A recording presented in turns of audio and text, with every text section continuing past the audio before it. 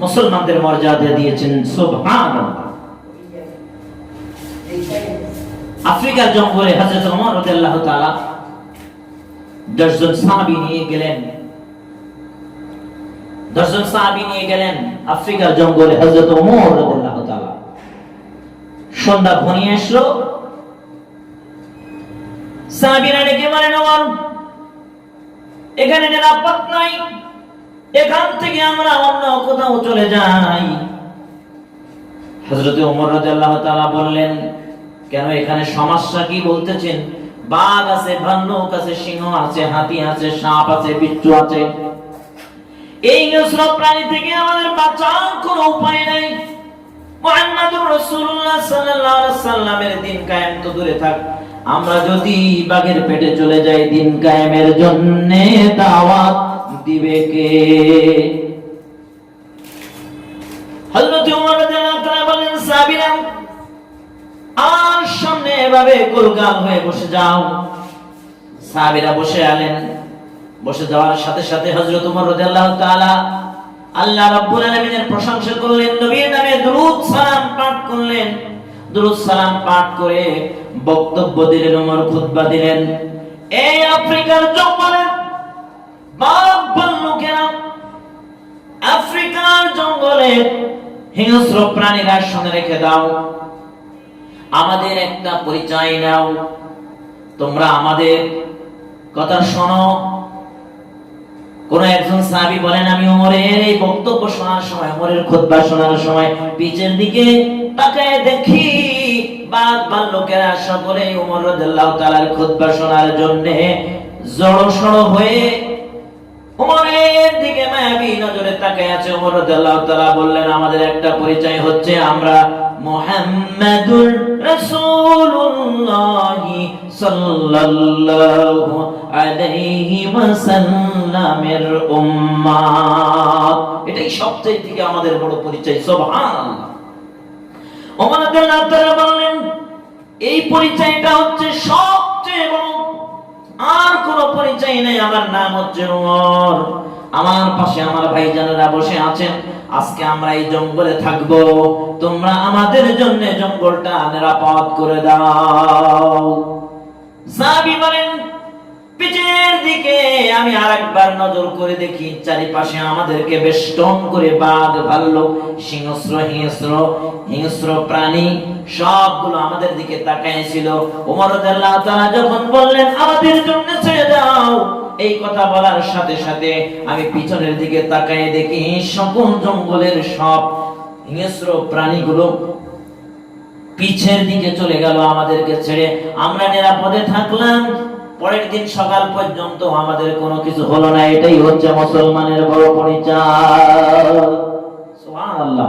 আল্লাহ পাক রব্বুল আলামিন মুসলমানের মর্যাদা এখানেই শুধু শেষ নয়, মুসলমানের মর্যাদা আল্লাহ পাক রব্বুল আলামিন কিয়ামতের ময়দানে সকলের আগে আল্লাহ পাক রব্বুল আলামিন উম্মতে মুহাম্মাদের জন্য আল্লাহ পাক রব্বুল আলামিন জান্নাত দিয়ে দিবেন। अरे जन्नत दोज़ख से या रब क्या करो, आरज़ू है मैं तुम्हारे देखा करो। जन्नत दोज़ख से या रब क्या करो, आरज़ू है मैं तुम्हारे देखा करो। अल्लाह पाक रब्बुल आलामीन तार इमानदार বান্দারা বলবেন, আল্লাহ জান্নাত এবং জাহান্নাম দিয়ে কি করব? আমাদের ইচ্ছা আকাঙ্ক্ষা হচ্ছে তোমার সাথে দেখা করা। সুবহানাল্লাহি ওয়া বিহামদি। মর্যাদা দিয়েছেন কে? আল্লাহ। সবাই বলেন, মর্যাদা দিয়েছেন কে? আল্লাহ। সুতরাং সেই মহান আল্লাহ রাব্বুল আলামিন আজকের মর্যাদা দান করবেন। আল্লাহ পাক রব্বুল আলামিন ইসলাম এবং মুসলমানদের জন্য আল্লাহ পাক রব্বুল আলামিন দোয়া কবুলের সময় আল্লাহ পাক রব্বুল আলামিন বলেন, মুসলমানরা যখন দোয়া করে আল্লাহ পাক রব্বুল আলামিন বলেন, আমি কবুল করে নিই, আল্লাহুম্মা আমিন। সুতরাং আমরা আল্লাহ পাক রব্বুল আলামিনের কাছে দোয়া করব, শিক্ষা নেব। রাসূলুল্লাহ সাল্লাল্লাহু আলাইহি ওয়াসাল্লাম কোন সমস্যায় পড়ে গেলে উনি ওযু করতেন, নামাজ পড়তেন, দোয়া করতেন। আমরাও তাই করব। আল্লাহ পাক রব্বুল আলামিন কবুল করুন। আমরা ওয়াজ মাহফিলে আসলে গীবত শিকায়েত করি, একজন অপরকে হিংসা করি, গীবত শিকায়েত করি, এগুলো আল্লাহ পাক রব্বুল আলামিন পছন্দ করেন না। আজকে বাংলাদেশের জমিনে কতগুলো বক্তা আছে যে বক্তাগুলো একে অপরের বদনাম করে বেড়ায়, এগুলো আসলে সম্ভ্রান্ত কোন পরিবারের কোন সন্তানের কাজ নয়, এটা উম্মতি মুহাম্মদ সাল্লাল্লাহু আলাইহি সাল্লামের কোন কাজ নাই। এগুলো কাজ হচ্ছে শয়তানি ওয়াসওয়াসা, এছাড়া আর কিছুই হতে পারে না। নাউযুবিল্লাহি মিন যালিক। সুতরাং আমরা আল্লাহ পাক রব্বুল আলামিনের কাছে আসেন, আমরা দেখি মুহাম্মদ সাল্লাল্লাহু আলাইহি সাল্লামের মর্যাদা, সুবহানাল্লাহি বিহামদিহি। মুহাম্মদ সাল্লাল্লাহু আলাইহি সাল্লামের কাছে আমরা যখন খাদিজাতুল কুবরা রাদিয়াল্লাহু তাআলা, তিনি একদিন মুহাম্মদ সাল্লাল্লাহু আলাইহি সাল্লামকে ডাকলেন, অথবা খাদিজা রাদিয়াল্লাহু তাআলা মুহাম্মদ সাল্লাল্লাহু আলাইহি সাল্লামকে ডেকে বলতেছেন, মুহাম্মদ আমি তোমার সাথে কিছু কথা বলবো, তুমি যদি রাজি হও তাহলে ইয়েস, আর যদি না রাজি হও তাহলে নট, দুইটার যে কোনো একটা বলবে। যদি রাজি হও তাইলে আমি জানাজানি করব, মানুষকে বলবো, অন্যথায় যদি না রাজি হও তাইলে আমি কাউকে এই কথাগুলো বলবো না। সুতরাং এই কথাগুলো তুমি তোমার বুকের মধ্যে চাপা রেখে দিবে, আর আমি আমার বুকের মধ্যে চাপা রেখে দেবো, কোনোদিন প্রকাশ করব না। মুহাম্মদ সাল্লাল্লাহু আলাইহি ওয়াসাল্লাম বলেন, বলেন কি বলবেন? রাসূল সাল্লাল্লাহু আলাইহি ওয়াসাল্লাম মনে মনে ভাবতেছেন কি আর বলবে, হয়তো ব্যবসা করার জন্য বিদেশে পাঠাবে। আবার হযরত খাদিজাতুল কুবরা রাদিয়াল্লাহু তাআলা ডেকে বলেন, মুহাম্মদ আমিন, তুমি এখন কোন পোস্টে চাকরি করতেছো? মুহাম্মদ আমিন বলতেছেন, আমি এখন জিএম, ম্যানেজারের উপরে, মালিকের নিচে জিএম সাহেব। তুমি কোন পোস্টে ছিলে? আমি রাখালি পোস্টে ছিলাম। এত তাড়াতাড়ি রাখালি পোস্ট থেকে তোমাকে আমি জিএম বানালাম কেন, এটা তুমি জানতে পারো? রাসূলুল্লাহ সাল্লাল্লাহু আলাইহি ওয়াসাল্লাম বললেন, হ্যাঁ আমি জানি। বলো তো দেখি কি জন্য? তিনি বললেন, এটা আমার অভিজ্ঞতার আলো, আমার জ্ঞানের আলো আমার এখানে নিয়ে এসেছেন। সুবহানাল্লাহি বিহামদিহি। মুহাম্মদ আমিন, তোমার জ্ঞানের পরিধি অনেক বেশি, তোমার অভিজ্ঞতা অনেক বেশি, আমি স্বীকার করি, কিন্তু মুহাম্মদ আমিন এত তাড়াতাড়ি করার জন্য তার পিছনে আর একটা কারণ থাকতে পারে, তুমি কি জানো? মুহাম্মদ আমিন বলতেছেন, এটা আমার অভিজ্ঞতার আলো। বলতেছেন আরো একটা কারণ। খাদিজা রাদিয়াল্লাহু তাআলা ডেকে বলেন, আরো একটা কারণ। সেই কারণটা হচ্ছে কি? সেই কারণটা খাদিজাতুল কুবরা রাদিয়াল্লাহু তাআলা বলেন, যদি কিছু মনে না করো আমি একটা প্রস্তাব পেশ করব। সেই প্রস্তাবটা হচ্ছে, আমি বাকি যে দিনগুলো আছে এই দিনগুলো আমি আপনার স্ত্রী হয়ে খাদেম, আপনার খেদমত করতে চাই, আপনি গ্রহণ করলে? সুবহানাল্লাহ, প্রস্তাব দিলেন। মুহাম্মদ আমিন বললেন, এই ব্যাপারে আমি কিছু বলতে পারবো না, আমার চাচা আছে, চাচার কাছে অনুমতি নেওয়ার জন্য আমাকে সময় দিতে হবে। মুহাম্মদ আমিন দিলাম 3 দিন সময় দিয়ে দিলাম, যাও। মুহাম্মদ আমিন সাল্লাল্লাহু আলাইহি ওয়াসাল্লাম সঙ্গে সঙ্গে মক্কা নগরে চলে গেলেন। চাচা আব্বাসের কাছে বললেন, হামজার কাছে বললেন, আবু লাহাবের কাছে ডেকে বললেন, আবু তালেবের কাছে ডেকে বললেন, চাচা কিরে ভাতিজা এত খুশি কেন? আব্বাস রাদিয়াল্লাহু তাআলা ডেকে বলেন, ভাতিজা অনেক খুশি। চাচা খুশি এজন্য, যেই খাদিজার বাড়িতে তুমি রাখালি পোস্টে আমাকে চাকরি দিয়েছিলে, ওই খাদিজার বর্তমানে আমি জিএম।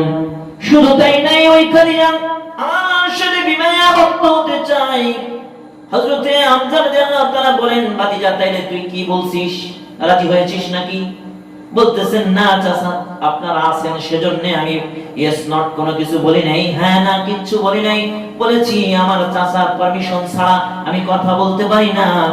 হযরত আব্বাস রাদিয়াল্লাহু তাআলা ডেকে বলেন, না সম্ভব নাই, কোন বিধবা মহিলার সঙ্গে আমার ভাতিজাকে বিবাহ আমি দেব না।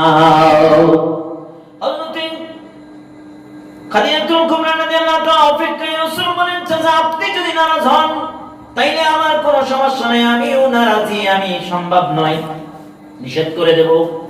খাদিজাতুল কুবরা রাদিয়াল্লাহু তাআলা 3 দিন অপেক্ষা করলেন। রাসূলুল্লাহ আবার চলে গেলেন খাদিজার বাড়িতে। খাদিজার কাছে কিচ্ছু হ্যাঁ না বলেন না। রাসূল মুখটা মলিন করে যখন চলে যায়, হযরতে আব্বাস রাদিয়াল্লাহু তাআলা হামজা রাদিয়াল্লাহু তাআলা ডেকে বলতেছেন, ভাতিজা এদিকে আসো, আমাদেরকে 3 দিন সময় দাও, 3 দিন আমরা ভাববো, এই 3 দিন পরে আমরা ইয়েস নট একটা কিছু বলবো, হবে কি হবে না। খাদিজাতুল কুবরা রাদিয়াল্লাহু তাআলা অপেক্ষায় আছেন 3 দিনের। রাসূলের চাচাও 3 দিনের সময় নিলেন। 3 দিন পর মুহাম্মদ আমিনের কাছে দুই চাচা উপস্থিত, ডাক দিয়ে বলেন, চাচা এই মুহাম্মদ আমিন কোথায়? তুই চাচা কেন এসেছো? এই বিয়ে হবে। হযরত আব্বাস রাদিয়াল্লাহু তাআলা যখন বললেন বিয়েটা হবে, মুহাম্মাদুর রাসূলুল্লাহ সাল্লাল্লাহু আলাইহি ওয়াসাল্লাম ডেকে বলেন কেন হবে, তার কারণ কি চাচা? 3 দিন আগে আপনি বলেছেন হবে না, আমিও বলেছি হবে না, আজকে কেন বলতেছেন আপনি হবে? তাইলে আমিও বলতেছি হবে, কিন্তু কেন চাচা, কি জন্য হবে সেটা আমি জানতে চাই, কারণ আপনারা মুরব্বি বলুন। মুহাম্মদ আমিনকে ডেকে বলেন, আব্বাস রাদিয়াল্লাহু তাআলা ডেকে বলেন, ভাতিজা মনে মনে চিন্তা করে দেখলাম যেই ধর্ম তুই পালন করতেছিস মুসলমানি ধর্ম, ওই মুসলমানি ধর্ম আল্লাহ রাব্বুল আলামিনের কাছে অনেক দামি। আল্লাহ রাব্বুল আলামিন পছন্দ করে একবার কালিমা পড়লে যার জন্য দোজখ হারাম হয়ে যায়। আমার সাথে পড়েন লা ইলাহা ইল্লাল্লাহু মুহাম্মাদুর রাসূলুল্লাহ সাল্লাল্লাহু আলাইহি সাল্লাম। এই দোয়া পড়লে একবার জাহান্নামের আগুন হারাম হয়ে যায়। হযরত মুহাম্মদ সাল্লাল্লাহু আলাইহি সাল্লামকে ডেকে বলেন কেন হবে না, কেন হবে না?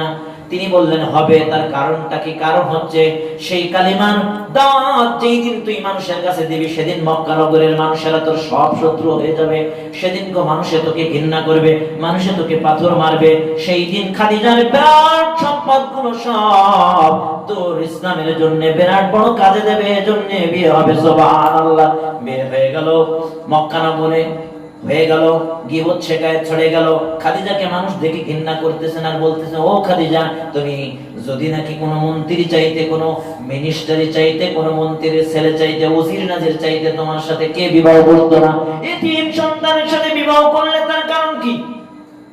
তুমি নিশ্চয়ই ভুল করেছো। এই ধরনের বদনাম যেদিন মক্কা নগরে শুরু হয়ে গেল সেদিন খাদিজাতুল কুবরা রাদিয়াল্লাহু তাআলা ডেকে বলেন, আমি আজকে বললাম ও মক্কা নগরের মানুষেরা তোমরা আমাদের কিছু প্রশ্নের উত্তর দিবে অমুক দিন। দিন ধার্য হয়ে গেল। সেদিন খাদিজা রাদিয়াল্লাহু তাআলার বাড়িতে বিরাট অনুষ্ঠান, হাজার হাজার মানুষের খাদ্যের জন্য দাওয়াত দিয়েছেন, খাবার রান্না হয়েছে, খাবার প্লেটে সম্বোধনা করে হয়েছেন।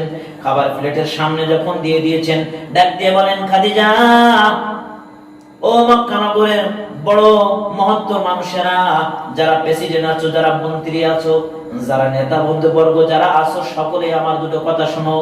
বলেন কি কথা? তোমরা বলেছো, খাদিজা রাদিয়াল্লাহু তাআলা বলেন, তোমরা বলেছো আমি মুহাম্মদ আমিনের সাথে বিবাহে আবদ্ধ হয়ে আমি অসম্মানী হয়েছি, আমি নষ্ট হয়ে গিয়েছি, আমি ভুল করেছি। হ্যাঁ, নিঃসন্দেহে আপনি ভুল করেছেন। তাইলে তোমরা আমার প্রশ্নের উত্তর দাও। 3টা প্রশ্নের উত্তর। প্রথম নম্বর, মুহাম্মদ আমিনের বংশ আর আমি খাদিজার বংশের ভিতরে তোমরা বলো বংশের দিক থেকে আমি জিতেছি না ঠকেছি? তেনারা বললেন হ্যাঁ, বংশের দিকে আপনি জিতেছেন, কারণ মক্কার কুরাইশ বংশের সম্ভ্রান্ত পরিবার, এই দামি পৃথিবীর জমিনে আর কুরাইশের মতো দামি কোনো বংশ নাই। এই বংশের ছেলের সাথে আপনি বিবাহ আবদ্ধ হয়েছেন, জিতেছেন। তাই যদি হয়ে থাকে এবার বলো বয়সের দিক থেকে মুহাম্মদ আমিনের বয়স কত? বলতেছে 25 বছর। খাদিজার বয়স কত? 40 বছর। 25 বছরের যুবক, আমি 40 বছরের বিধবা পেয়েছি। এদিক থেকে জিতলাম না ঠকলাম? সবাই বলতেছেন হ্যাঁ, এদিক থেকেও আপনি ঠকেছেন না জিতেছেন, কারণ আপনি 25 বছরের যুবক পেয়েছেন। আর একটা দিক বলো চেহারার দিক থেকে, চেহারার দিক থেকে বলো আমার চেহারা আর রাসূলের চেহারা, এই চেহারার দিকে ঠকেছি না জিতেছি? তারা বলতেছেন হ্যাঁ, এদিক থেকেও জিতেছেন, কারণ মুহাম্মদ আমিনের মতো সুন্দরের উপরে পুরুষ আর পৃথিবীতে নাই। তাই যদি হয়ে থাকে 3টা দিক থেকে আমি জিতলাম। আর একটা দিক বলো, সেই দিকটা হচ্ছে আমি একটা দিক, সেই দিকটা হচ্ছে মুহাম্মদ আমার স্বামী, তার অর্থ নাই, করি নাই, পয়সা নাই। আল্লাহ রাব্বুল আলামিন কোরআন শরীফের মধ্যে ডেকে বলেন ওয়া ওয়াজাদাকা আইলাম ফাআগনা। রাসূল আপনি আয়েল ছিলেন, পকেট ছিলেন, আপনাকে আমি আল্লাহ রাব্বুল আলামিন ধনী বানিয়ে দিলাম। খাদিজার সাথে বিবাহ আবদ্ধ করে আমি আপনাকে ধনী বানিয়ে দিলাম। এজন্য এদিক থেকে আমার মুহাম্মদ আমিন যদি বড় লোক হতো, টাকা পয়সা অর্থ করে বিত্ত সম্পত্তির মালিক যদি হতো, তাইলে তো নূর আলান নূর। হ্যাঁ, ওদিকে ঠিক। এখন তোমরা সাক্ষী থাকো, আমার খাদিজার যত সম্পদ আছে সব সম্পদগুলো আমি মুহাম্মদ আমিনকে দিয়ে দিলাম। এখন তোমরা বলো মক্কা নগরের ধনী কে? মক্কা নগরের মানুষেরা সেদিন স্বীকার করলো, দিয়ে ফেলাইলে তো মুহাম্মদ আমিনের মতো আর কোনো ধনী নাই। তাহলে তোমরা সাক্ষী থাকো, আমার সম্পদগুলো আমি মুহাম্মদ আমিনকে দিয়ে দিলাম। সুবহানাল্লাহ। এই সম্পদগুলো দিয়ে দিলাম। মক্কা নগরের মানুষেরা বলতেছেন যদি এই অপমানই আপনি করবেন, আগে জানতাম তাইলে আপনার বাড়িতে খাবার খাইতে আসতাম না। খাদিজাতুল কুবরা রাদিয়াল্লাহু তাআলা ডেকে বলেন, আমার দাওয়াত খাবে এটা আমি চাই না, যাও বের হয়ে যাও, তোমাদের খাওয়ার দরকার নেই, দরকার হলে কুত্তা দিয়ে খাওয়াবো, পশু দিয়ে খাওয়াবো, জঙ্গলে দেব, পানিতে দেব, কিন্তু তোমাদের মতো বেঈমান কাফেরদেরকে খাওয়ার কোনো প্রশ্ন নাই। এভাবে তারা চলে গেল, সকলেই চলে গেল। মুহাম্মদ সাল্লাল্লাহু আলাইহি সাল্লাম সংবাদ শুনে খাদিজাতুল কুবরাকে ডেকে বললেন, খাদিজা কেন তুমি এসেছো? এই জন্য ডেকেছি, তোমার সম্পদগুলো আমি মুহাম্মদের কাছে কেন দিয়ে দিলে? মুহাম্মদের কাছে মুহাম্মদের নামে মক্কা নগরের কাফের বেঈমানদেরকে ডেকে তাদের সামনে সাক্ষী করে আমাকে কেন সম্পদ লিখে দিলে? তার কারণ কি? মুহাম্মদ এবং শুনে রেখে নাও, যেদিন তোমার রহমতি কুদরতি বরকতি পানি যেদিন আমার বাড়িতে এসেছে সেই দিন আমি বুঝলাম, সেদিন আমার আঙ্গিনায় যেদিন তোমার পা পড়েছে, কদম মোবারক পড়েছে, সেদিন আমি বুঝলাম যে সেই সম্পদ আমার বাড়তে থাকলো, ওই সম্পদের মালিক, মূল মালিক হচ্ছে আমার আল্লাহ। সুতরাং আমি আমার সম্পদগুলো আল্লাহর বন্ধুকে বুঝিয়ে দিতে পারলাম, এজন্য আমি খুশি হয়ে গেলাম, এজন্য আমি সব সম্পদগুলো মুহাম্মদ আমিনকে দিয়ে দিলাম। মুহাম্মদ বলতেছেন আমার তো প্রয়োজন নেই, বলতেছেন সব সম্পদগুলো আপনাকে দিয়ে দিলাম, যা খুশি তা করেন।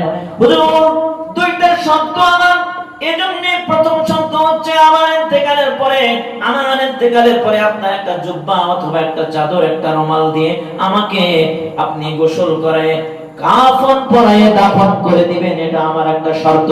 আর একটা দাবি হচ্ছে, আমার কবরের আপনি হিসাব দিয়ে দিবেন, সেই কবরের হিসাবটা যেন পৃথিবীর জমিনের আর কেউ নাই। রাসূল বলেন আমি জুব্বা দিয়ে, আমার আস্তিন দিয়ে, আমার কম্বল দিয়ে, আমার চাদর দিয়ে তোমাকে কাফন দিতে পারবো, কিন্তু কবরের হিসাব মনে হয় আমি দিতে পারবো না, কারণ সেটা তো আরেক জগতের ব্যাপার।